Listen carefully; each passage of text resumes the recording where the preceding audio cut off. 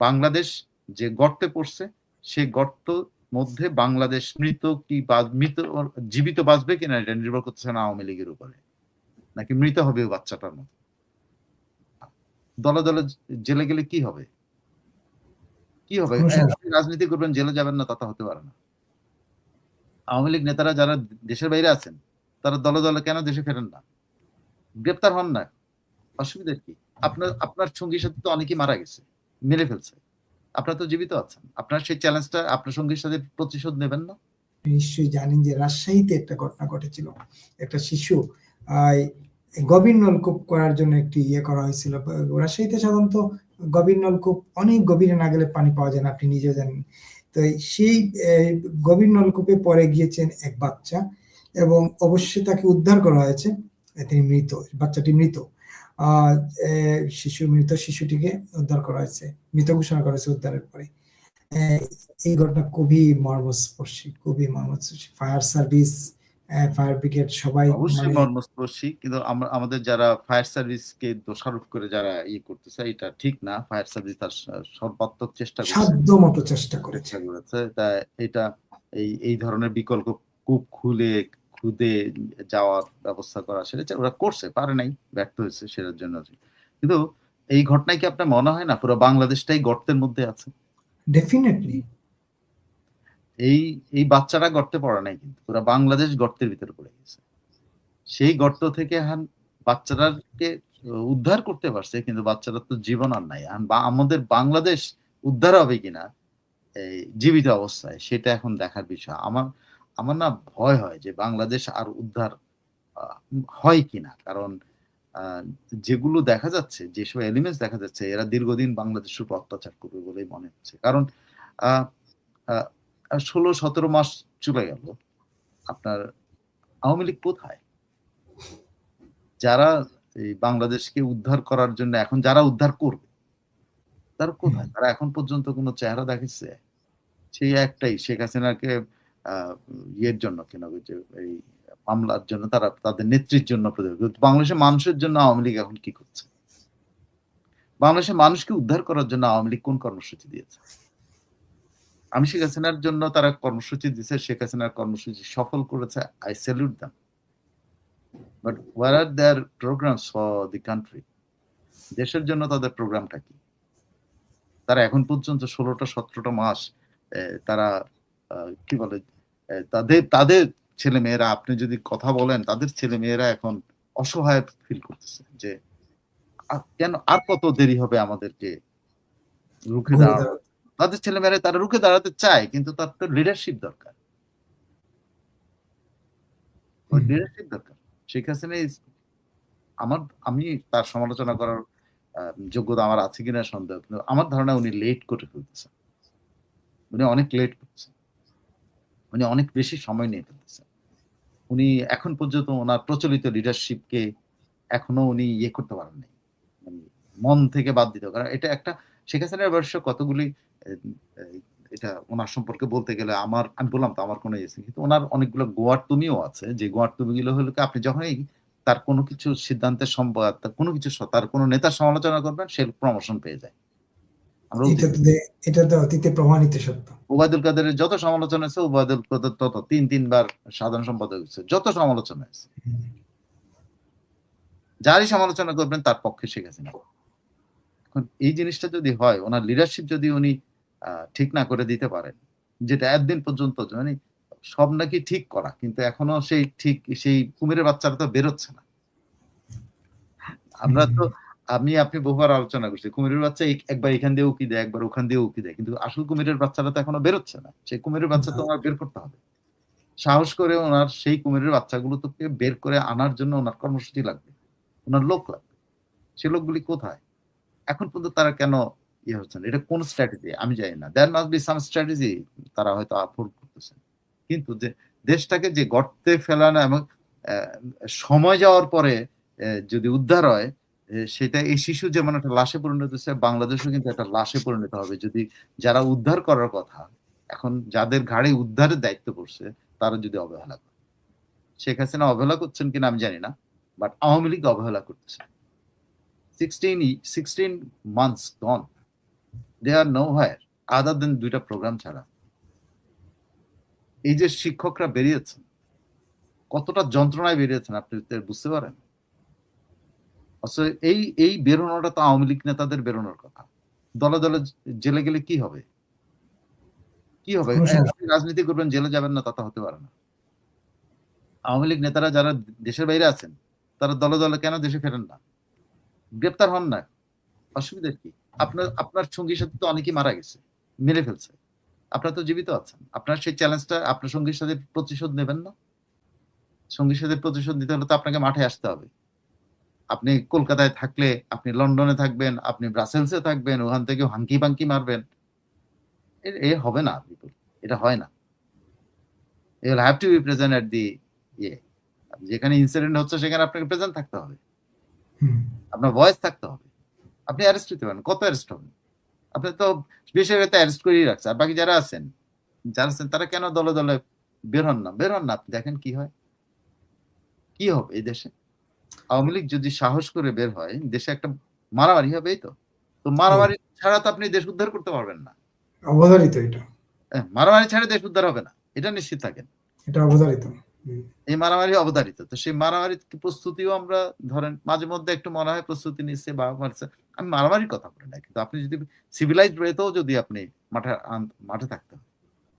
আপনি এএনসি আপনি মুভমেন্টের কথা যদি আপনি একটু ইতিহাসে পড়েন, তাদের নেতা 27 বছর জেলের ভিতরে, তারা নিষিদ্ধ, তারা লুকায় থাকে এএনসি কি তার মুভমেন্ট বন্ধ করছিল? আওয়ামী লীগ 16 মাসে একটা মুভমেন্টকে সামনে নিয়ে আসতে পারলো না, ধারাবাহিকতা আনতে পারলো না। সরি, আপনি আমাকে এরকম একটা প্রশ্ন করছেন। বাংলাদেশ যে গর্তে পড়ছে, সেই গর্ত মধ্যে বাংলাদেশ মৃত কি জীবিত বাঁচবে কিনা এটা নির্ভর করতেছে না আওয়ামী লীগের উপরে, নাকি মৃত হবে বাচ্চাটার মতো।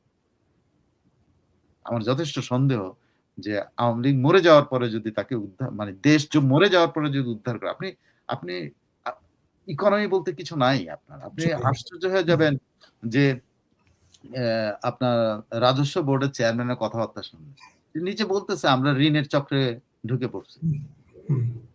এটা তো 16 মাস আগে তো এটা আমরা শুনিনি। ঋণের চক্রে ঢুকে গেছে। আর ঋণের চক্র থেকে বের হওয়া কিন্তু খুব কঠিন। ঋণের চক্র থেকে বের হতে গেলেই হবে কি, শ্রীলঙ্কা হয়ে যেতে হবে, আমার পাকিস্তানের মতো হতে হবে, দেউলিয়া হইতে হবে, ওয়ার্ল্ড ব্যাংক IMF এর কাছে ভিক্ষা ঝুলে নিয়ে দৌড়াইতে হবে, আবার একটা ভিক্ষুক দেশে পরিণত হবে। তো এই একটা মৃত দেশকে উদ্ধার করার তো মধ্যে কৃতিত্ব কিছু হবে না, বরং একটু জীবিত নিঃশ্বাস এখনো দম আছে দেশটার, সে অবস্থায় একটু উদ্ধার করার জন্য আওয়ামী লীগ উদ্যোগী হবে বলে আমার মনে হয়, হওয়া উচিত বলে আমার মনে হয়। কারণ আওয়ামী লীগ মৃত বাংলাদেশকে উদ্ধার করে আওয়ামী লীগও ভালো থাকবে না। মৃত বাংলাদেশকে উদ্ধার করে আওয়ামী লীগ ভালো থাকবে না একেবারে। আওয়ামী লীগের দিকেই তাকিয়ে আসলে পুরো দেশ, মানে যারা সাধারণ মানুষ যারা আপনি আওয়ামী লীগের কথা কেন বলছেন? আপনি আওয়ামী লীগের উপরে নির্ভরশীল, আমি এটা বলতে হচ্ছে না। আমি মনে করি যারা স্বাধীনতার পক্ষে সকলেই, কিন্তু এখানে পথ দেখাতে পারে একমাত্র আওয়ামী লীগ। এখানে সিবিবির মতো একটু খুশকি ওই যে পোকামাকড় দিয়ে এটা কোনো কাজ হবে না। লালবদর হোক যাই হোক করে স্বাধীনতার পক্ষে, বাসদ দিয়ে কোনো কাজ হবে না, জাসদ দিয়ে কোনো কাজ হবে না, কোনো কিছু দিয়ে কাজ হবে না। এখানে যদি স্বাধীনতার পক্ষে শক্তি যদি থাকে, যেটাকে শক্তি বলে, শক্তি হিসাবে যদি বলেন, সেটা আওয়ামী লীগ আছে, আর তো কেউ নাই। আর এখন বিরুদ্ধ শক্তি এখন পুরাপুরি এক হয়ে গেছে। ওরা তো এখন সংখ্যায় সমান সমান হয়ে গেছে। যে সেই সমান সমানের চাইতে বেশি হওয়ার আগেই তো আপনাকে ব্যবস্থা নেওয়ার জন্য হাতটা আগায় দিতে হবে। সেটা যে না করেন, আই ডোন্ট নো। আমার কাছে মনে হয়েছে যে আওয়ামী লীগ শেষ পর্যন্ত বাংলাদেশের লাশটা উদ্ধার করার জন্য আসে কিনা, শেখ হাসিনা শেষ পর্যন্ত বাংলাদেশের লাশ উদ্ধার করার জন্য উনি দেন কিনা, সে অবস্থায় গেলে কি হবে? সে অবস্থায় গেলে আওয়ামী লীগও শান্তিতে থাকতে পারবে না। বাংলাদেশের স্বাধীনতা যদি না থাকে, আওয়ামী লীগ থাকলেই কি না। তবে আমি বেশ কয়েক মাস আগে শুনছিলাম যে আওয়ামী লীগ সম্ভবত এরকম একটা সিদ্ধান্ত নিচ্ছে, তাদের নেতৃত্বে তারা গণগ্রেফতার হবে, রাস্তায় নামবে, গণগ্রেফতার হবে। আমি জানি না কি গ্রেফতার হবে, কি হবে। আমি কাউকে পরামর্শ দেবো না গ্রেফতার হওয়ার জন্য। আমার পরামর্শ, আমার কথা হলো যে এই যে শিক্ষক তো বেরিয়েছে, সে তো মার খেয়েও হলো বেরিয়েছে, আওয়ামী লীগটা কোথায়? আওয়ামী লীগ নাম দিয়ে কবে আসবে? সবাই অনেকে বলে, অনেকে আমি যখন কথা বলবো যে আমাদের কার্যক্রম নিষিদ্ধের উপর তা কি এমনি এমনি আমি আপনাকে আমি বললাম বিপুল রে, আমি আর বিপুল বলবো না, অমুকটা বলবো, একটা গালি দিয়ে কথা বলবো, আমি বললাম। এখন এটাকে আমি এমনিতেই উইথড্র করবো না, বিপুলের চাপ লাগবে আমাকে উইথড্র চাপ করার। লাগবে। বিপুলটা আমার চাপ দিতে হবে, শালার বেটা তুমি আমার এইটা কইলে আমি তোমার নাক ফাটা হলাম। বিপুল তো আমার বলতে হবে যে তুমি এটা করলে তোমার চশমা ভাঙিয়া হলাম, তোমার চোখ গাইলে দেবো, আমি তোমার কল্লা ফাটায় দেবো। এগুলো বলতে হবে তো আমাকে। আমাকে যদি আপনি চাপ না দেন, তাহলে আমি তো আপনাকে ওই যেটা বলে আপনাকে আপনার বিপুল নাম বাদ দিয়ে যেটা বলবো সেটা বলতেই থাকবো আমি। That is what happening. একদম। আপনি তো আপনার আপনি তো আপনি নাক ফাটানোর দরকার নেই, কিন্তু আপনি তো নাক ফাটানোর মতো ক্ষমতা আপনাকে দেখাতে হবে। আওয়ামী লীগ সেটা না, দেখাতে পারছে না তো এখন পর্যন্ত না। শেখ হাসিনা অনেক প্ল্যান করতেছেন, ঠিক আছে, ওনার নেতৃত্ব নিয়ে, কিন্তু উনি যদি এই কি বলে ধ্বজা ধরা নেতৃত্বকে সরাইয়া যদি উনি রিয়েল লোকজনকে সামনে অনেক মানুষ আছে যারা জেলে যেতে রাজি আছে, যারা জেলে যেতে রাজি না তাদেরকে নেতৃত্ব থেকে সরিয়ে দেওয়া উচিত। যারা ব্রাসেলসে থাকবে তাদেরকে নেতৃত্বে রাখার দরকার নেই, যারা ওয়াশিংটনে থাকবে তাদের নেতৃত্বে রাখার দরকার নেই, যারা লন্ডনে থাকবে তাদের নেতৃত্বে রাখার দরকার নেই। লন্ডনের নেতারা আলাদা, কিন্তু যারা লন্ডনে যে আশ্রয় নিচ্ছে তাদের 16 মাস পরেও যদি তাদের ইয়ে না আসে, শক্তি অর্জিত না হয়, তাহলে তার থাকে, কারণ সে তো আরামায়েশে খাওয়া দাওয়া করে বড় থাকছে সে। যারা কলকাতায় আছে তারা যদি ইয়ে না মানে এখনো সাহস না দেখে, তার নেতৃত্ব রাখার কোনো দরকার নেই। আমি বিশ্বাস করি, আমার মতো একটা ছোটখাটো মানুষ, আমি যদি একটা সংগঠন, ছোটখাটো সংগঠনে আমি কিন্তু এরকম 8 পয়সা 2 পয়সা লোক আমি রাখতাম না, যা কিছু হোক না কেন। আমি যদি ফাইট করতে চাই, আমি নতুন মানুষের উপরে দায়িত্ব দিতাম, যে মানুষ আমার জন্য ইয়ে দিতে পারবে, যে মানুষগুলো আমার জন্য এখন পর্যন্ত রাস্তায় নামতে পারে না, সেই মানুষের দায়িত্ব আমি নিতে যাবো কেন? একদম না। শেখ হাসিনার কেস ডিফারেন্ট।